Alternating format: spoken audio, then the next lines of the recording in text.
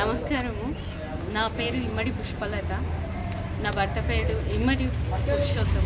మా ఆయన division number 20 నుండి కార్పొరేటర్గా పోటీ చేస్తున్నాడు. యాక్చువల్గా మాకు కాంగ్రెస్ పార్టీ అన్యాయం చేసింది.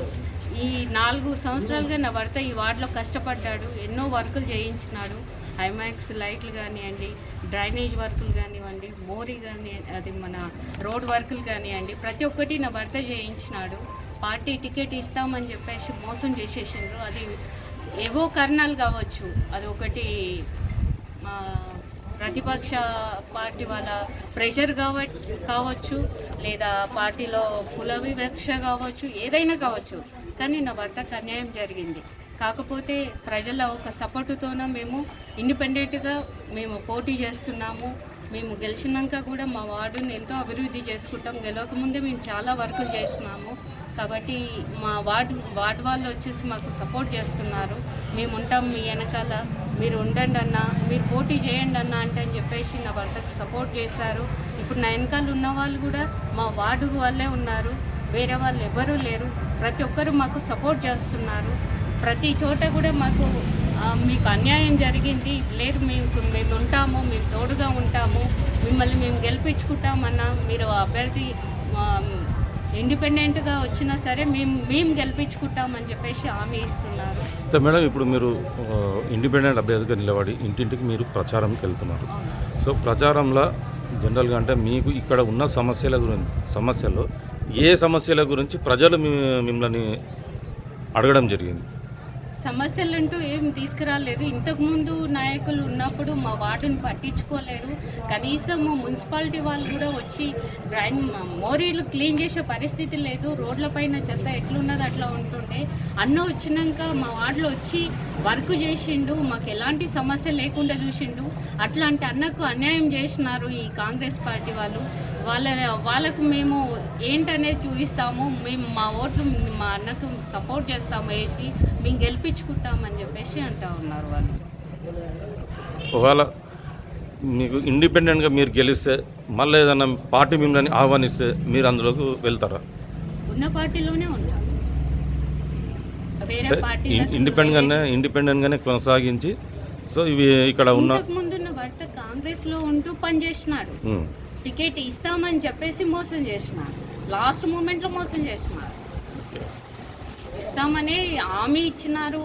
లేదు నువ్వు ఈ వార్డు చూసుకో, నువ్వు ఈ వర్క్ చేసుకో అని చెప్పింది వాళ్ళే.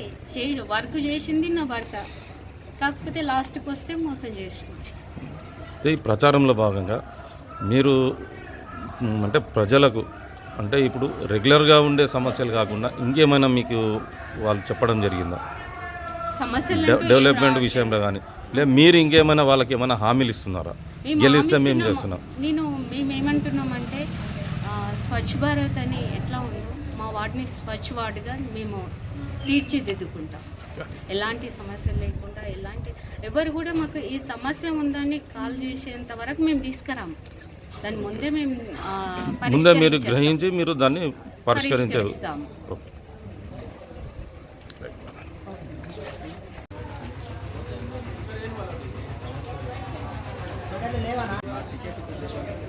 పోటీ చేసిన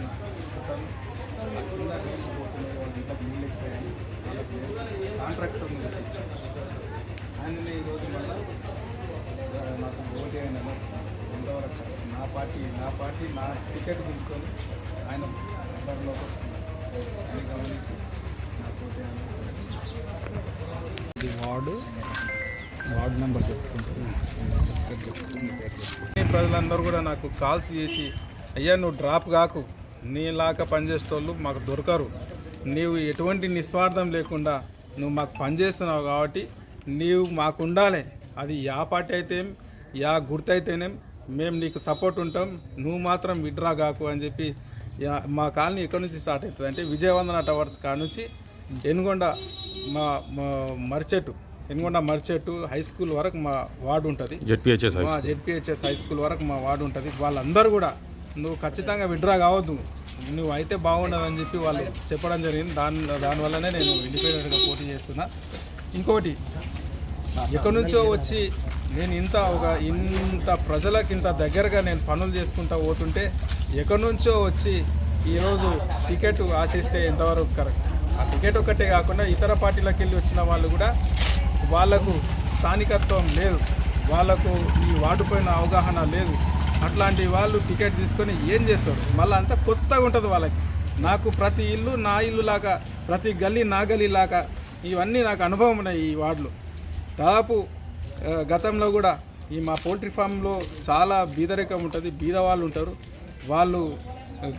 వాళ్ళకు ఇల్లు ఎప్పుడో ఎస్సీ కార్పొరేషన్లో ఇచ్చిన ఇల్లు ఉన్నాయి, అవన్నీ బీటలు వారినాయి. మొన్న నేను ఇందిరమ్మ కమిటీలో కూడా మెంబర్ ఉన్నప్పుడు వాళ్ళకు దాదాపు 25 ఇండ్లు శాంక్షన్ చేయించిన. ఇక్కడ నుంచి మా వార్డులో 25 ఇండ్లు శాంక్షన్ చేయించిన. వాళ్ళందరూ కూడా న్యాయం వెంబడే ఉన్నారు. వాళ్ళు కూడా అన్నారు, అన్న నువ్వు ఎక్కడ పోకు, మాకు ఇంత హెల్ప్ చేసినావు. కాకపోతే దాంట్లో 20 ఇండ్లలో మాకు ఎన్ని ఒక 8 ఇండ్లేమో కట్టుకున్నారు. ఇంకా ఈ ఎలక్షన్ కోడ్ వచ్చింది కాబట్టి వాళ్ళకు ఇంకోటి, వాళ్ళకి ఎలక్షన్ కోడ్ కాకముందుకు వాళ్ళు ఇల్లు ఉన్నందుకు వాళ్ళది L3లో పడింది, L2లోనో పడింది. కాబట్టి అది కొంచెం కరెక్షన్ చేయడానికి టైం పట్టింది. ఆ కరెక్షన్ అయిపోయింది కాబట్టి ప్రొసీడింగ్ ఇప్పిస్తాను కూడా చెప్పిన. వాళ్ళందరికీ హామీ ఇవ్వడం జరిగింది అప్పట్లో కూడా. కాకపోతే అదృష్టం బాగాలేక నా దురదృష్టము ఏందో కానీ నాకు టికెట్ ఇవ్వలే. ఇంకా అందరు కూడా ఇండిపెండెంట్గా ప్రోత్సహించారు కాబట్టి ఇండిపెండెంట్గా ఉంటున్నా. ఈరోజు ఇక్కడ వచ్చి పోటీ చేసే వాళ్ళకు మా వార్డు ప్రజలు ఎవరు లేరు. వీళ్ళున్న వాళ్ళంతా నా వార్డోలే, మా యూతే. వాళ్ళు ఎంబడి అంతా అడ్డమిన కూలోళ్ళని తెచ్చుకొని తిప్పుకుంటున్నారు. ఈడ ఉన్నోళ్ళు నా ఎంబడి స్వతంత్రంగా తిరుగుతున్నారా? నీ ఎంబడి ఉంటాం మేము, ఎట్లా గెలవో చూస్తాం, వాళ్ళు ఎక్కడికి వెళ్ళో వచ్చిండ్రు, వాళ్ళకి ఎట్లా మేము చేస్తామని చెప్తున్నారు. ఇది సార్ స్టోరీ. ఇది ఎంత జరిగింది. మీరు ఫైనల్గా మీరు ఈ వార్డు ఓటరు మహాశయులకు మీరు నెక్స్ట్ గెలిచిన వెంబడే ఇంకా ఏమున్నాయి పనులు, ఇంకా ఏం చేయాలనుకుంటున్నారు, ఓటర్లకు ఏం హామీ ఇస్తున్నారు? సార్, మా వార్డులో మురికినీటి వ్యవస్థ చాలా దారుణంగా ఉంది. డ్రైనేజ్ సిస్టమ్ చాలా దారుణంగా ఉంది. ఇప్పుడు 600 కోట్ల నిధులు ఏవైతే వచ్చాయంటున్నారో ఫస్ట్ మేము దాని మీద ప్రయారిటీ ఇస్తాము. మా 600 కోట్ల నిధులతోన మా వార్డుకే దాదాపు మాది లాంగ్ చాలా ఉంది కాబట్టి, మాది డౌన్లోకి ఉంది కాబట్టి ఫస్ట్ మురుగునీటి వ్యవస్థను నీట్గా అవి ఎక్కడికక్కడ వెళ్ళిపోయేటట్టు ఫస్ట్ ఇక్కడ దాదాపు 3-4 కోట్ల వరకు ఇక్కడనే పెట్టించుకునేటట్టు ప్రయత్నం చేస్తాం, కొట్లాడికి ప్రయత్నం చేస్తాం. ఎందుకంటే ఈ వర్షాకాలము ఫస్ట్ గట్టిగా వర్షం వచ్చినప్పుడు ఇట్లకెళ్ళి ఏం పోనీక రాదు, ఇవన్నీ మునిగిపోతాయి, ఇదంతా మునిగిపోతాయి. ఇక్కడ ఉన్న ప్లేస్ కూడా నేషనల్ ఫంక్షన్ హాల్ పక్కకెళ్ళి ఆ కింద బృందావన్ కాలనీ వరకు, మన సెయింట్ మేరీస్ కాలేజ్ వరకు కూడా రాకపోకలన్నీ బంద్ అవుతాయి. ఒక సాయంత్రం వరకు కూడా బంద్ అవుతాయి. ఉదయం వర్షం పడి రాత్రి వర్షం పడ్డదంటే సాయంత్రం వరకు కూడా బంద్ అవుతాయి. ఫస్ట్ ఈ వ్యవస్థను నా కోరిక ఏంటంటే ఈ వ్యవస్థను ఫస్ట్ కరెక్ట్ చేయాలి. దాని తర్వాత రోడ్ల సమస్య. రోడ్లు ఈ ఫస్ట్ అండర్ గ్రౌండ్ సిస్టమ్ చేసుకున్న తర్వాత, అండర్ గ్రౌండ్ ఎందుకు అంటున్నానంటే మా ఈ గల్లీ నేషనల్ గార్డెన్ ఫంక్షన్ హాల్ ఈ ఏరియాలో చాలా ఎప్పుడో లేఅవుట్ ప్రకారం కాకుండా, డిటిసిపి లేఅవుట్ల ప్రకారం కాకుండా చాలా కచ్చా లేఅవుట్లు చేసి చిన్న ఇరుకిరుకు గలీలు ఉన్నాయి. నీళ్ళు ఎందుకు ఫ్లోగా వెళ్ళిపోతలేవు అంటే మెయిన్ అది కారణం. కాబట్టి మేము అండర్ గ్రౌండ్ సిస్టమ్ ఇక్కడనే ఎక్కువ నిధులు పెట్టించుకొని ఇది చేపించే ప్రయత్నం చేస్తాం. దాని తర్వాత సీసీ రోడ్లు వేసుకుంటాం. ప్రతి గల్లీకి సీసీ రోడ్లు వేసుకుంటాం. మా దాంట్లో చాలామంది పేదవాళ్ళు ఉన్నారు. వాళ్ళకు నిజంగా కూడా ఖాళీ స్థలం లేదు. ఎప్పుడో ఇందిరమ్మ ఇండ్లు అప్పుడు ఇచ్చినప్పుడు అక్కడ కొన్ని ఇచ్చిర్రు, ఆ గుట్టక ఇచ్చిర్రు, ఆ ఎనుగొండలు ఇచ్చిర్రు. కాకపోతే వాళ్ళందరూ కూడా ఈ ఇండ్ల కిరాయిలకు ఉంటున్నారు. అందరూ ఏదో పొట్ట తిప్పల కొరకు ఏదో ఒక పని చేసుకుంటున్నారు. వాళ్ళందరికీ కూడా పక్కా ఇల్లు ఇప్పించే ప్రయత్నం చేస్తాను, డబల్ బెడ్రూమ్ ఇప్పించే ప్రయత్నం చేస్తానని మీ పత్రికాముఖంగా నేను తెలియజేస్తాను. అంటే మీకు ఇప్పుడు ఇండిపెండెంట్ ఎక్కడ ఏ గుర్తు కేటాయించింది? మీ ఓటర్ మహాశయులకు మీరేమో కోరుకుంటున్నారు? మీకు ఇండిపెండెంట్ ఇచ్చారు ఆ గుర్తు, ఏ గుర్తు? నా గుర్తు వచ్చేసి గ్యాస్ స్టవ్ గుర్తు, సీరియల్ నెంబర్ 4 ఉంటుంది. మా ప్రజలకు ఆ గుర్తు ఈజీగా వెళ్ళిపోతుంది అని చెప్పేసి నేను అనుకుంటున్నా. నేను ఖచ్చితంగా గ్యాస్ స్టవ్ గుర్తు. మహిళలు రోజు పొద్దున లేవగానే స్టవ్ మీద వంట చేస్తారు కాబట్టి మేము కూడా మాకు ఆ రకంగా ఆ గుర్తును అట్లా తీసుకుపోతామనే ఈ రకంగా ప్రచారం చేసుకుంటున్నామని మీకు ప్రతికాముఖంగా తెలియజేసుకుంటున్నాను.